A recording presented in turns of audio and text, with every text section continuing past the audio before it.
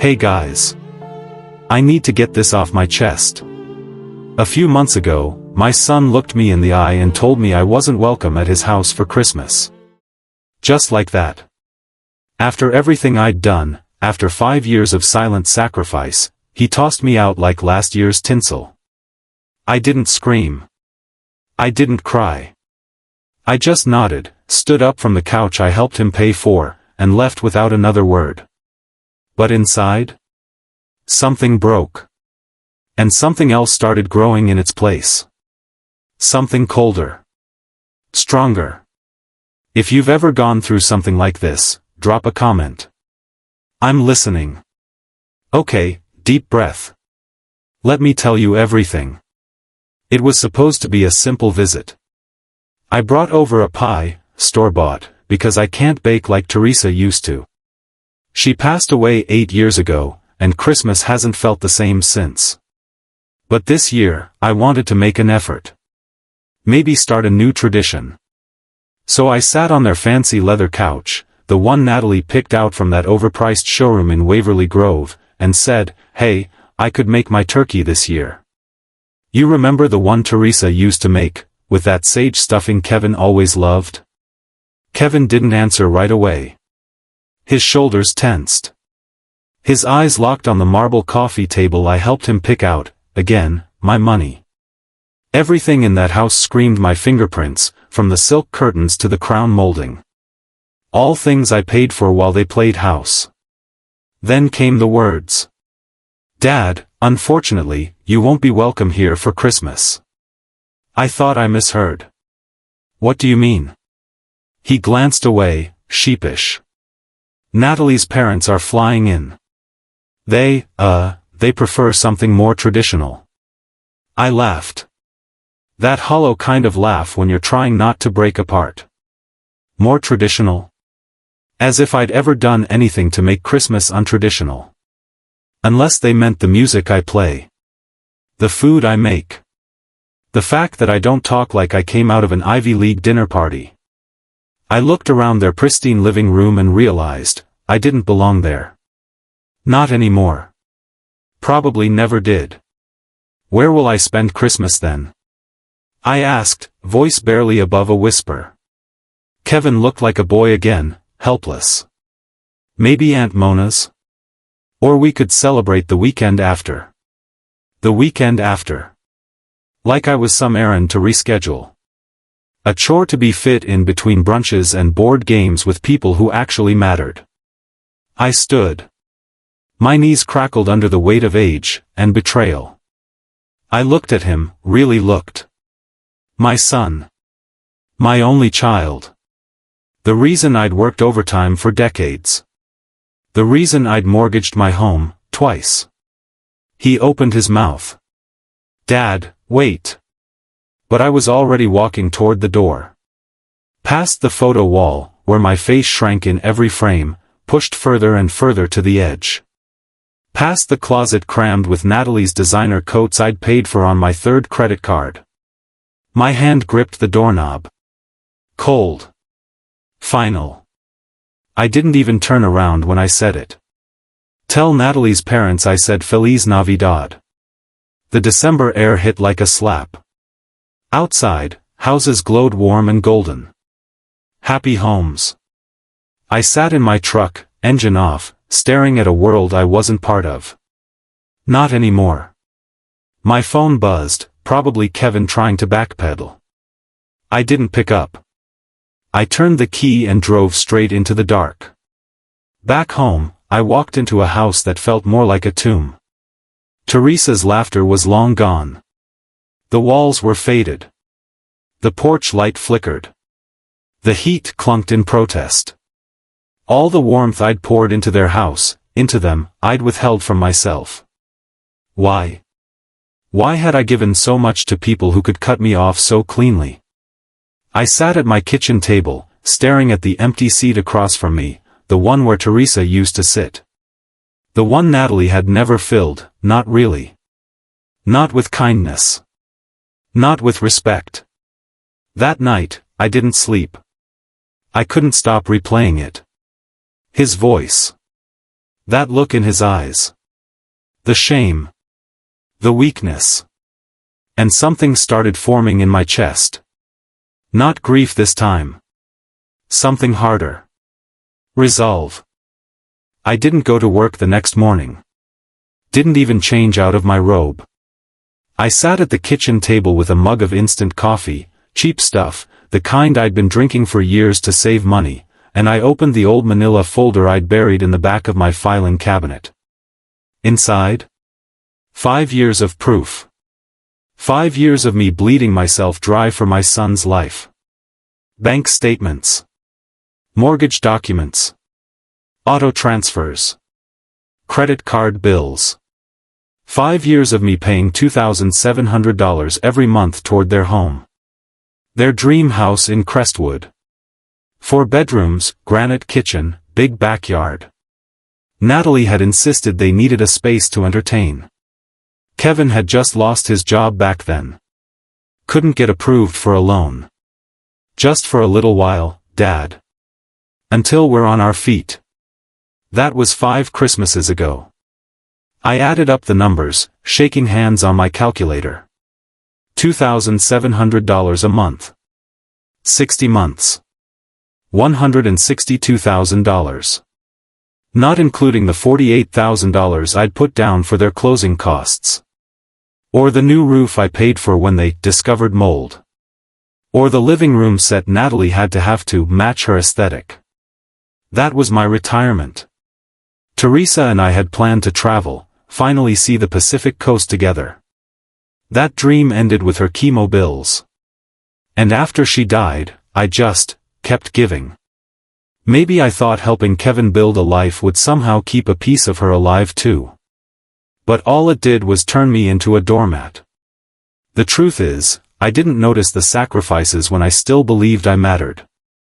I wore the same winter coat for 8 years. Bought store-brand cereal. Skipped checkups and cut my pills in half. All while they posted Instagram stories from rooftop brunches, showing off centerpieces I probably funded.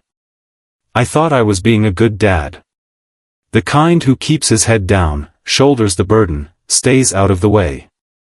But apparently, my presence now ruins the atmosphere. Natalie actually said that to me once. Over the phone, when she thought she was being gentle. They're not used to your kind of food, Frank. Or your personality. You can be intense. Intense? I built my business from nothing. Laid tile until my hands cracked and bled. Put Kevin through college without a single loan. And that's what I am now? Intense? I walked to the hallway mirror, looked at myself for the first time in months. Puffy eyes. Graying stubble. Tired lines where Teresa used to trace her fingers. What did I become? I was so used to sacrificing, I didn't even know how to stop. But sitting there, surrounded by evidence of my own enabling, something shifted. Something settled. I got up, walked to the fireplace, and tossed the pile of statements into the flames. Every month's payment. Every utility bill Natalie forgot to cover. Every extra $100 for holidays, birthdays, baby showers that never happened. Gone in smoke. The house smelled like ash and release. I sat back down, poured myself a glass of whiskey I'd been saving for years. Teresa and I bought it for our 30th anniversary, never cracked it open. I raised it toward her photo on the mantel. To you, Tess. And to the man I used to be. The fire snapped in reply. It was the first warmth I'd felt in years. Later that night, the phone rang. Natalie. I stared at her name flashing on the screen like a warning label. I knew what she wanted, some smug, condescending explanation about why I needed to get over it. Or maybe a fake apology, the kind that ends with another request. She'd get neither. I let it ring. Let them wonder. Let the silence speak. Because for the first time in 5 years, I was done playing the martyr. Done bankrolling their delusions while they repaid me in shame. Done being the ghost in their holiday photos. Done being the family no one wanted to claim. What was I supposed to do? Keep pretending I wasn't drowning while they danced? No. This time, I was choosing myself. The call came the next morning. 10:47 a.m. sharp. Natalie. Not Kevin. She didn't even bother with a greeting. Frank, I need you to pick up my parents from the airport. Their flight lands at 2. I stared at the phone, stunned. Like I'd hallucinated it. After everything she said, after uninviting me from Christmas, she wanted a ride? You need me to what? Her voice had that edge again. The one she used when I didn't answer fast enough, like I was a slow waiter taking her order. Pick up my parents. You're free during the day, aren't you? Everyone else is working. I set my coffee down. The mug clinked louder than it should have. Did you forget yesterday's conversation, Natalie? A pause.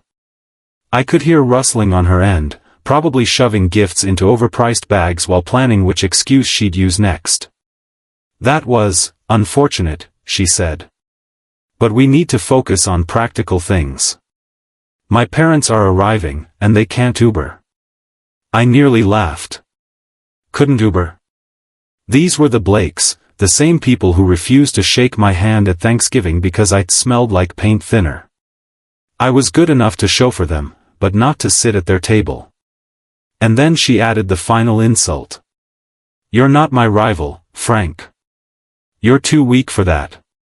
I don't know what snapped harder, my temper or my pride.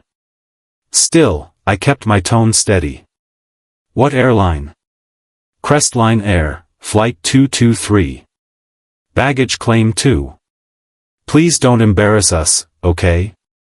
We're something decent. Then she hung up. Didn't say thank you. Didn't even ask if I was willing. She just assumed. Because that's what they'd trained me to do, comply. Apologize. Absorb. But not today. At 2:15, I wasn't at the airport. I was at home, steeping Earl Grey and folding laundry. I flipped through the Sunday paper, finished the crossword. Delayed gratification. 12 letters. Took me 10 minutes to figure it out. Postponement. The irony made me smile. By 3:30, my phone had buzzed a dozen times. Texts, calls, voicemails. Natalie. Her mother.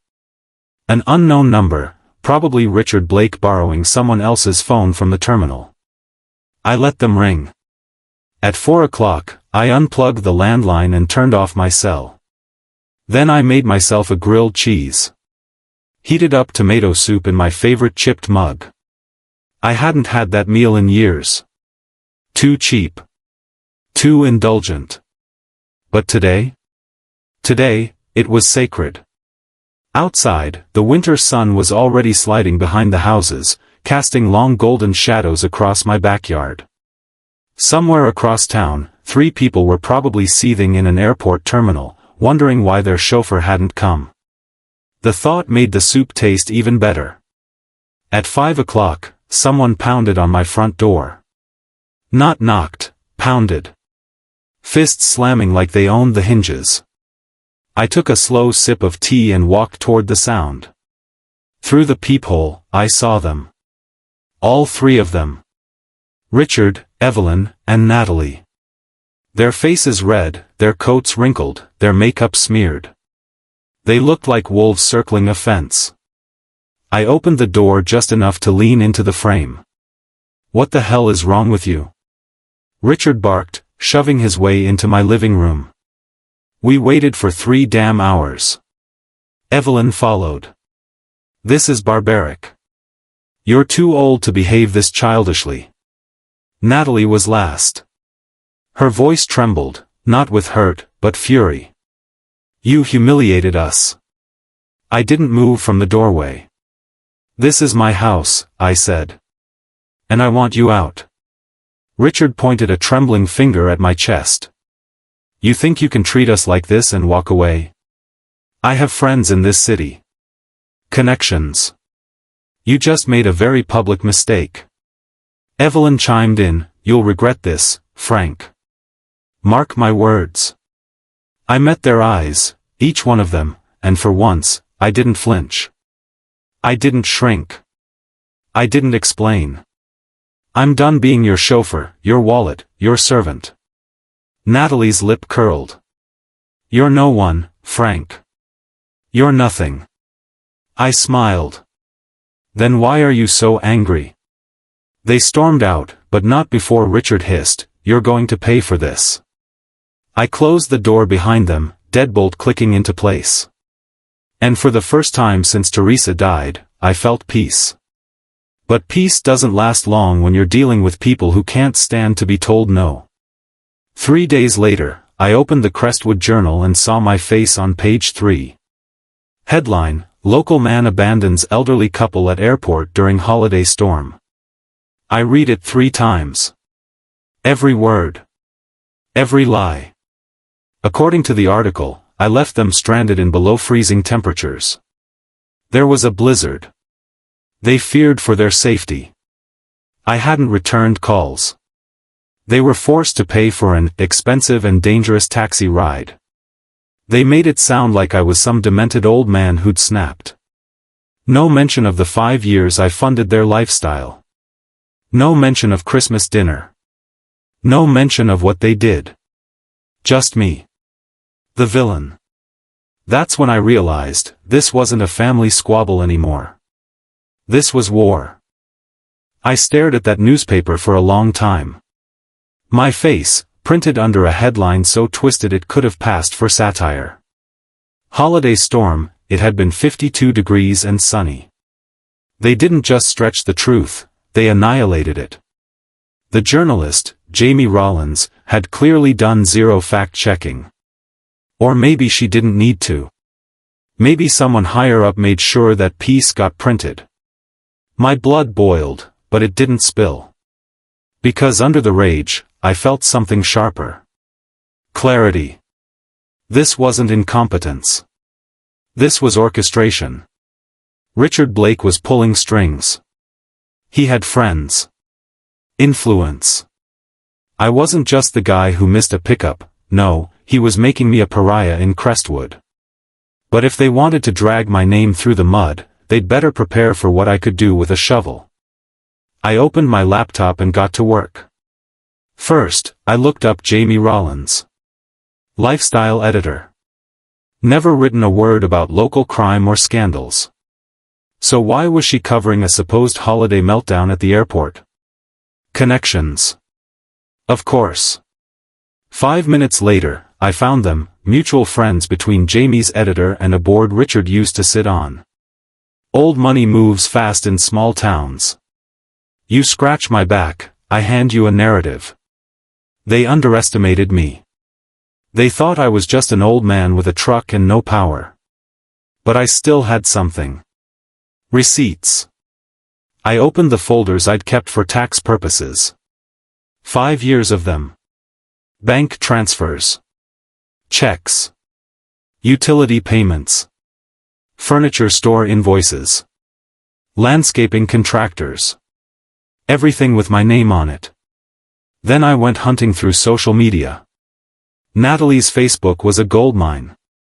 Photos from restaurants during months she claimed they were tight. Videos of Christmas decorations I knew I'd paid for. Captions bragging about their hard work paying off. Lies, all of them. I printed it all. Then came the newspaper article. I annotated every false claim in red ink. Lie, next to the storm. False, next to their helplessness. Slander, next to the mental health innuendos. By the time I was done, my kitchen table looked like a prosecutor's war room. I didn't just want them to feel ashamed. I wanted their enablers to see the truth too. Natalie had posted on Facebook that she'd be hosting Christmas Eve dinner for 12. Their house, my investment, would be packed with their social circle. The same people who read that article and saw me as a villain. So, I made 12 copies of everything. 12 thick packets. Each one including mortgage transfer logs, photos of purchases I'd covered, screenshots of social posts, the full newspaper story with my handwritten commentary. I put them in a briefcase. Then I got dressed in my best suit. The same one I wore to Teresa's funeral. At 6:30 p.m. on Christmas Eve, I parked across the street from their glowing house in Waverly Grove. Cars filled the driveway and wrapped around the cul-de-sac. Inside, I could see candles flickering, wine glasses clinking, the fake cheer rolling in waves. I walked up the path slowly, briefcase in hand. They'd left the door unlocked. Typical. They never thought they needed protection from people like me. Inside, voices rose in polite laughter. I waited for a lull. Then I stepped into the dining room. 12 faces turned. Natalie froze, wine glass midair. Kevin paled. Richard blinked like he'd seen a ghost. Evelyn clutched her necklace. Evening, I said, calm as snowfall. Hope you don't mind a surprise guest. Frank, Natalie's voice pitched high. You need to leave. Now. I will, I said. Just wanted to make sure your guests knew who really paid for this meal. Gasps rippled around the table. I opened my briefcase and began placing packets in front of each person. Mortgage payments. Utility bills. New roof. Furniture, $237,000 over 5 years. You're welcome. One woman flipped open her packet. Her brow furrowed as she scanned the numbers. Is this real? Another guest whispered, is this, from his account? Natalie stood. He's lying. He volunteered. We never asked. I pulled out the newspaper. Then why did you spin this? I asked, pointing at the front page. A third guest picked up the paper. You said he abandoned your parents in a blizzard. It was 50 degrees that day, I said evenly. They weren't stranded. They were just entitled. The room had gone cold. Chairs creaked. Forks stopped midair. Even the fireplace seemed to pause. Richard stood up, red-faced. This man is unstable. He's a threat. I held up my phone. Want to talk about what you called Teresa? How she knew her place? I have it right here. Screenshotted. Saved. Evelyn's hand shot to her mouth. I looked at Kevin. He hadn't said a word. Just stared at the table like it held all his failures. This man raised me, he finally said. And I let him be erased. The silence turned sharp. I gathered my papers, returned them to the briefcase. I'll leave you to your dinner, I said, voice low but steady. It's the last one I'll ever pay for. I walked out. No one stopped me. Behind me, the sound of rising voices swelled, panic, blame, confusion. But outside? Outside, the night was still and clear. I exhaled. Not in anger. In freedom. 3 months later, it arrived. A certified letter, thick and serious. The kind of envelope that didn't hold birthday cards or casual apologies. Stamped across the top, notice of default. They hadn't paid the mortgage in 90 days. The same mortgage I'd been quietly covering for half a decade. Now they were $8,100 in arrears, with 14 days to bring it current or face foreclosure. I didn't celebrate. I didn't gloat. I just folded the letter, set it on my coffee table, and went back to sipping my coffee. The same table I'd bought, this time, for myself. My living room was finally filled with furniture I liked, not hand-me-downs or clearance finds. I'd painted the walls. Fixed the porch light. Even replaced the fridge Teresa and I had bought back in '03. Every corner of my home finally looked like mine. The phone calls started almost immediately. Natalie at first, hysterical voicemails, alternating between accusations and pleading. Then Evelyn. Then Richard, with his fake polite, let's be reasonable, frank, routine. I blocked them all. Kevin took longer to call. I waited, watching the calendar. On day 97, he showed up. I heard the knock before I saw the car. His silver sedan pulled crooked into the driveway, parked like he hadn't even tried to straighten it. I opened the door before he could knock again. He looked wrecked. Suit wrinkled. Eyes hollow. Skin paler than I remembered. "Dad," he said, voice raw. "We need to talk." I stepped aside. No words. Just enough space to let him in. He looked around like a visitor. His gaze paused on the new couch, the repainted walls, the updated kitchen. "Looks good in here," he said softly. I nodded. "Amazing what you can do when you're not paying someone else's bills." He flinched but sat down. "I'm sorry," he said. "About Christmas. About everything." I let the silence sit for a while before answering. "Go on." "I didn't know, Dad. I mean, I didn't know how bad it was. What they said about you. What I let them do." He rubbed his face, like trying to erase 5 years of cowardice. "When I read the article, I believed them. At first. But then I saw the packets you left. And I saw how everyone reacted. The shame in Natalie's face. My in-laws' silence. I knew something was off." "And what did you do about it?" I asked. He looked down. "Nothing." I froze. The air between us thickened. I waited for him to stop fumbling. "We're going to lose the house, Dad. We can't afford it. Natalie's furious. Evelyn and Richard, they've stopped helping. Said we embarrassed them." "Did you?" I asked. His eyes filled with tears. "Yeah. We did. I didn't move. Just sat in my recliner, arms crossed, listening. I came to ask," he started, then stopped. "To ask what?" I pressed. "If you'd consider helping again. Just for a few months. Until we figure something out." That silence? It wasn't hesitation. It was me deciding whether to speak from anger, or truth. "No," I said. Calm. Final. He stared, blinking. "I'm not going to bail you out, Kevin. Not this time. But we'll lose everything. You already lost me." His lips parted, but no sound came. The words knocked the wind out of him. "I didn't walk away from you, Kevin. You gave me away. Every time you let Natalie humiliate me. Every time you let your in-laws use me. Every Christmas you said nothing." He dropped his head, shoulders shaking. "I know. I know I failed you." I stood, walked over to the mantel. Teresa's photo sat there.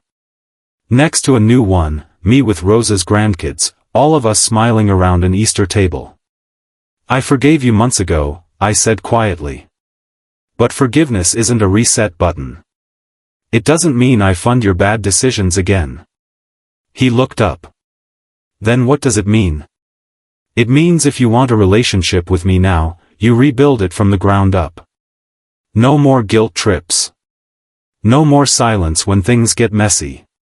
No more choosing pride over blood." He nodded slowly, a man finally understanding the terms of adulthood. "And the house?" he asked. "Isn't my problem," I said. "Sell it. Downsize. Get a job that pays the bills instead of pretending you live in a magazine spread." He looked like he wanted to argue. But then he exhaled. "You're right," he said. "I hate it, but you're right." He stood, walking slowly toward the door. Then he turned back. "For what it's worth, seeing you stand up for yourself that night. I was angry. But I was proud too. I nodded. Good. Maybe, just maybe, there was still hope for him. After he left, I poured a glass of whiskey and stepped onto the porch. The trees were blooming. The air smelled like spring. My phone buzzed, a text from Rosa. Dinner Sunday. The kids want to show you their school projects. I smiled. Wouldn't miss it. Because sometimes, family isn't who you raise, it's who remembers to save you a seat at the table. It's strange, how quiet peace can be. Not the kind of silence that used to fill my house, empty, aching, too loud in its loneliness. No. This silence is different. It's full. Rooted. Earned. I used to think sacrifice was the highest form of love. That if I just gave enough, time, money, comfort, eventually, people would see me. Appreciate me. Choose me. But that's not how it works, is it? Some people take and take, not because they need it, but because they know you won't say no. They call it family. They call it tradition. But what they really mean is, you're easier to use than respect. I spent 5 years trying to stay relevant in a family that no longer made space for me. I paid their bills while ignoring my own emptiness. I tried to earn love with loyalty and ended up bankrupt, in every way that mattered. But the moment I said no, the moment I chose myself, something changed. Not just around me, but inside me. These days, I spend my Sundays with Rosa and her grandkids. We eat simple food, laugh too loud, and nobody minds if I talk too much or bring store-bought pie. They just want me there. No politics. No performance. Just presence. I don't know if Kevin and I will ever be close again. But I do know this, if he wants to come back into my life, he'll have to come as a man, not as a child holding a bill I'm expected to pay. And as for me? I'm learning that boundaries aren't the opposite of love. Sometimes, they are love. Love for yourself. Love for the dignity you forgot you deserved. So here I am. Older. Wiser. Not bitter. Just finally free. End of script. Thank you for listening.